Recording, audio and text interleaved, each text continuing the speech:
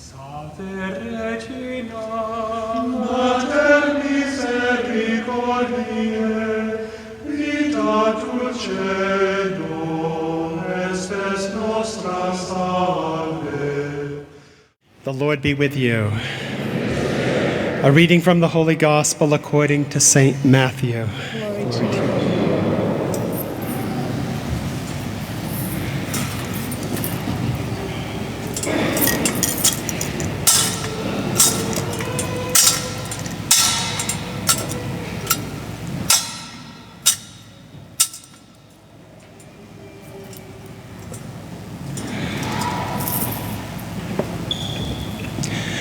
When Jesus saw the crowds, he went up the mountain, and after he had sat down, his disciples came to him.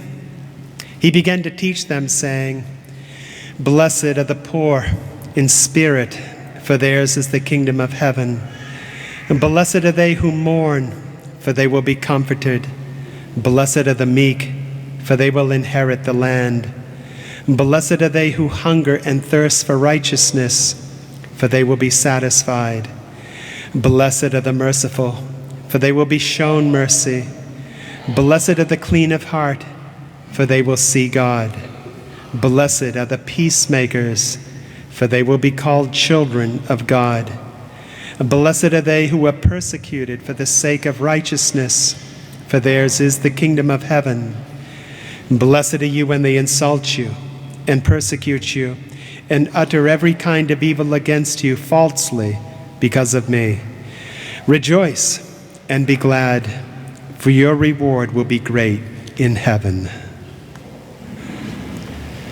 The Gospel of the Lord.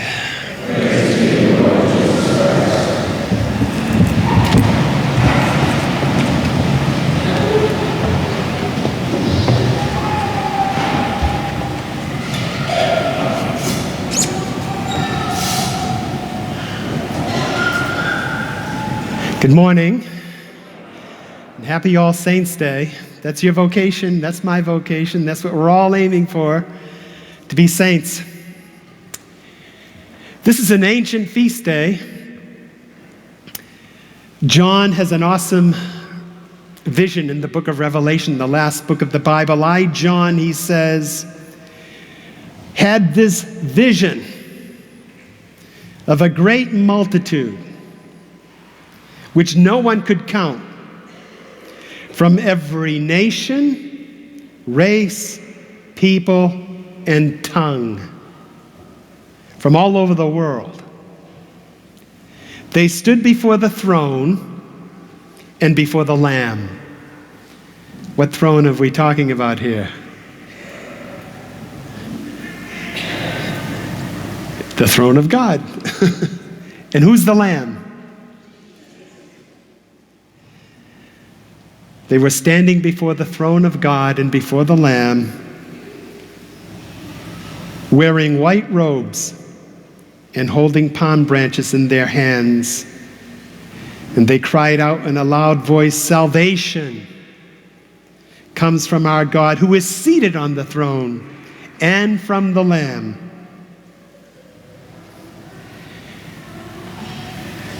And then one of the elders spoke to John, and he asked John a question. He said, "Who are all these that are wearing white robes? Who are they? And where did they come from?" And John said, "You know better than me."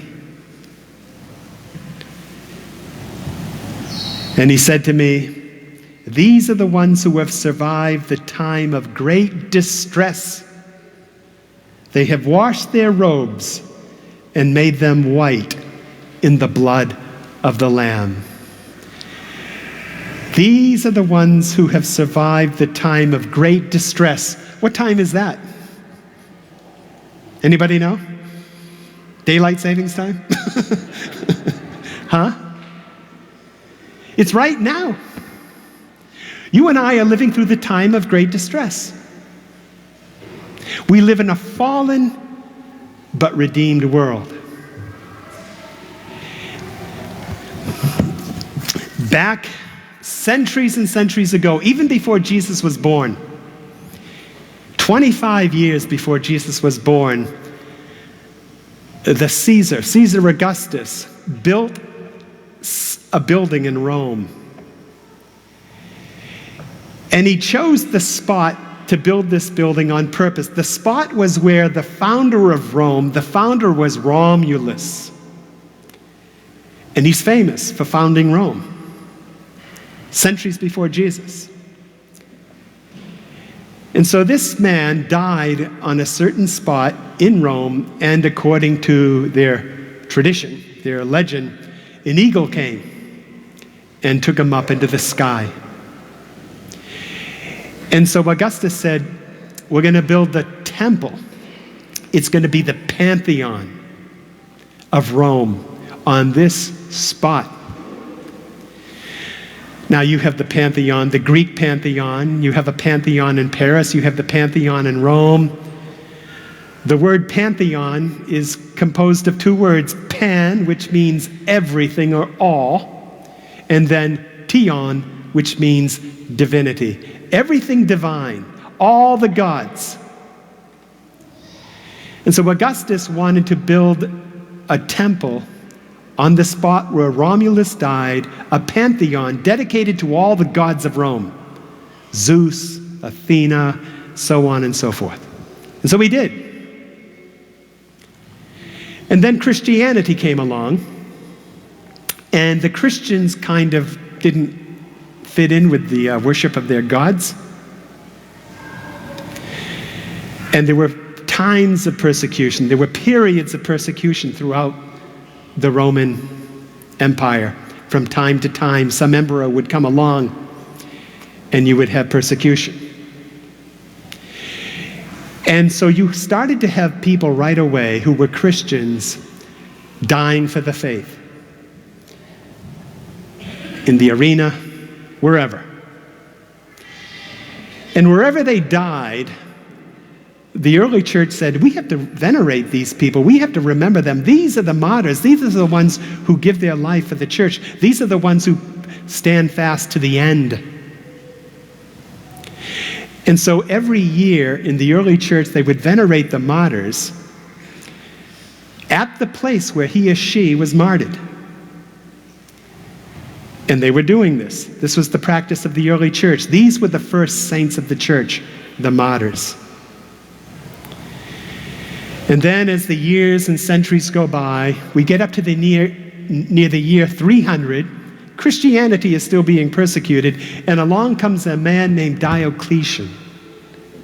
Diocletian is going to, as Caesar, he's going to promulgate the worst persecution in the history of Rome.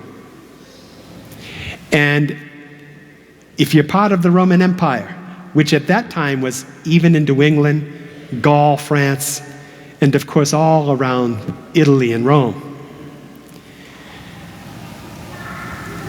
the Christians were greatly persecuted. And it became so great a persecution that they couldn't, to keep an annual feast for each martyr became untenable. And so the happy thought came to them, well, maybe we can have a common feast day. And so it started out kind of slow. Say you had the Diocese of Naples and the Diocese of Milan. They would share their relics and they would come together and they'd celebrate their saints on one day. And then eventually, Constantine comes along, the emperor, and he sees this vision and his life changes, and he says, he comes out with the Edict of Constantine, the Edict of Milan, which says, I'm going to make Christianity the official language of Rome. And so he puts the Roman gods aside, and now Christianity becomes the religion. And so the Christians come out of hiding, and the church begins to develop as we know it. And then a few centuries goes by, and that pantheon is in Rome. It was built in 25 BC. It was destroyed. And then in 125 AD, Hadrian, the Emperor Hadrian, rebuilt it and it's still there today. In Rome, it's the oldest, most well-preserved structure of ancient Rome in the world. And it has a huge dome, which is, to this day, the largest unsupported cement dome in the world.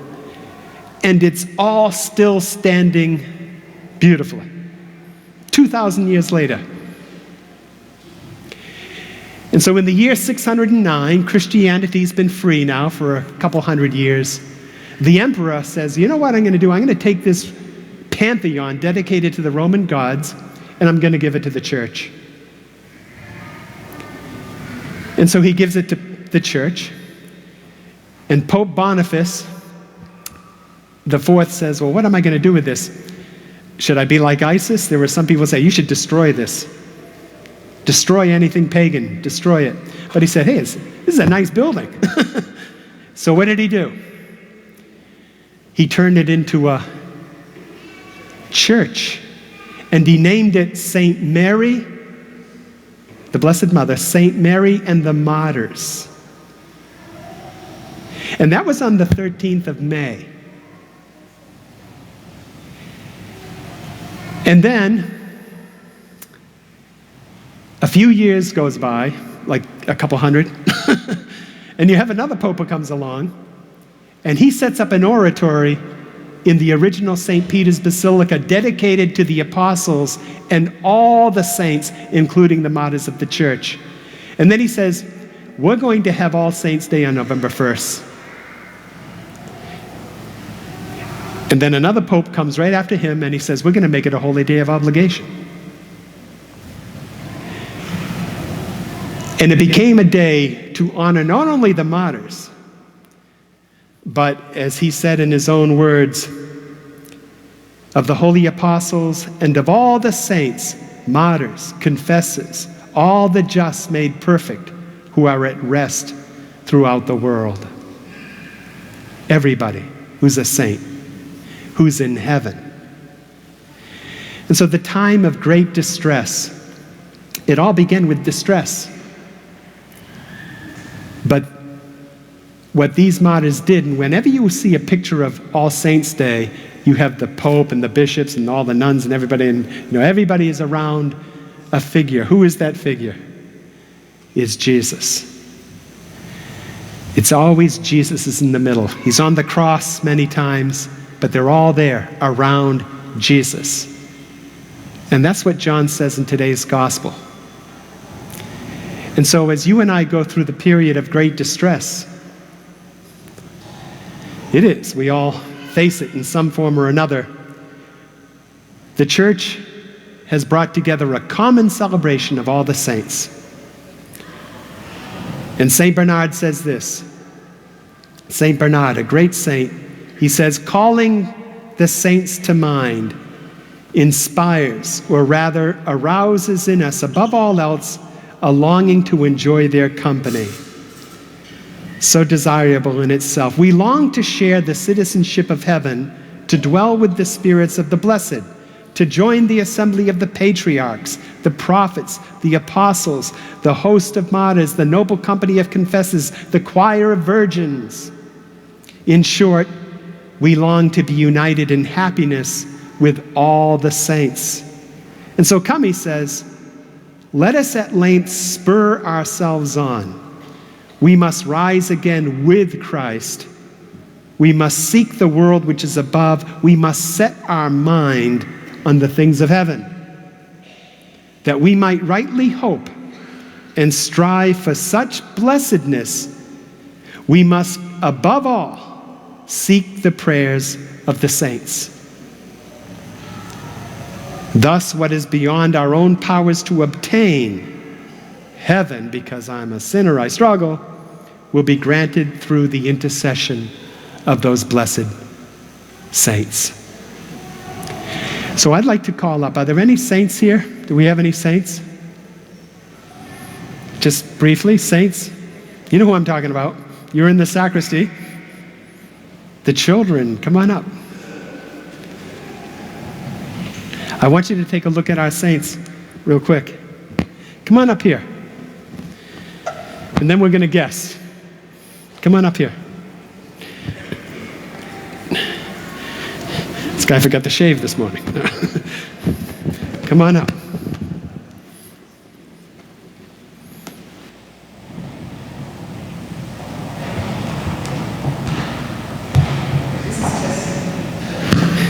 These are just a smattering of the saints that are in heaven. And the saints include, hopefully, our parents, our relatives, our friends, all those beatified and none. Let's see, let's guess. She's got the cross. She's got a crown. Anybody? St. Helen? St. Helen? Ooh, very good, St. Helena, the mother of Constantine. Very good. She's the one who discovered the cross. Okay. I think we should get, who's this? Veronica. She wiped the face of Jesus. And there's his face. Lovely. This guy here, you're a priest. Yes. Anybody guess? Huh?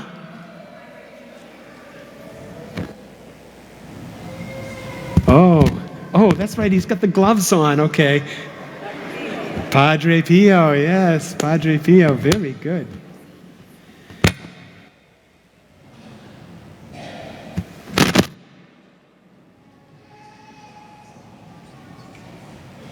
Now this guy, who's this guy? Who's the patron saint of altar service? Saint Tarcisius. Now we should all know this. Is this Jesus?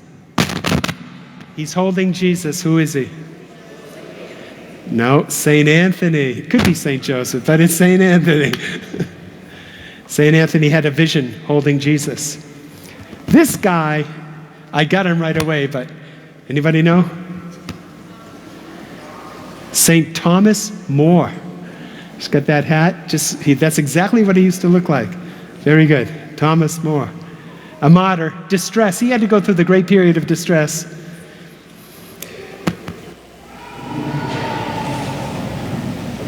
Oh, okay. This man has a rock in his hand. I'm guessing, I think I know who. Who do you think he is? Stephen? Stephen? Oh, I was thinking Peter, the rock. Okay. Stephen, you were martyred by a rock. Distress. He had to go through the great time of distress. I know.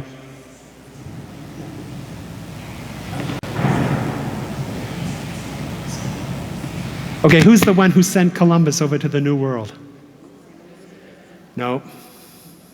From Spain. Saint Isabella.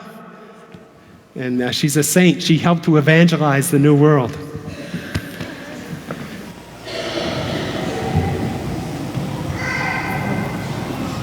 Oh, we're going to have a battle of two people here. Who's this guy? St. Thomas More. You both have great outfits, all of you.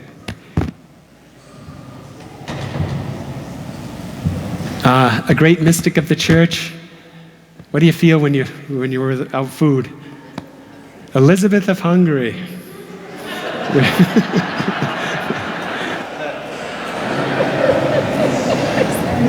Girl, she's got Saint Veronica. Beautiful.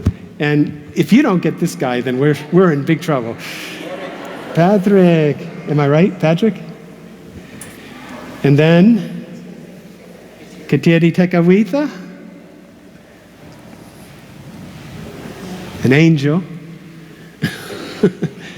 And this little girl? Rosie. Who? No, you're St. Margaret of Scotland. Oh, Scotland. St. Margaret of Scotland. St. John the Baptist. St. John the Baptist. We have a great, the guy holding the Bible. St. Nicholas. St. Nicholas. And everybody should guess this girl. Get up there so they can see you. Who's she? Who? Joan of Arc. Very good. She went through some distress. And then this little girl way back here, so we can see you. Come on out here, honey. The both of you. Up there, so people can see you.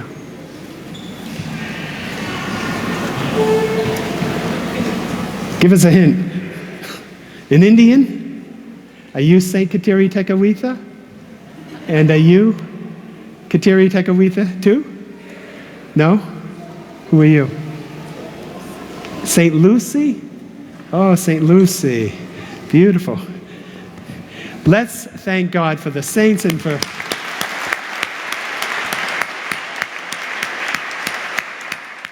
Regina Celi, letare, alleluia, quiaque meruisti portare, alleluia, resurrexit sicut dixit, alleluia, ora pro nobis Deum, alleluia.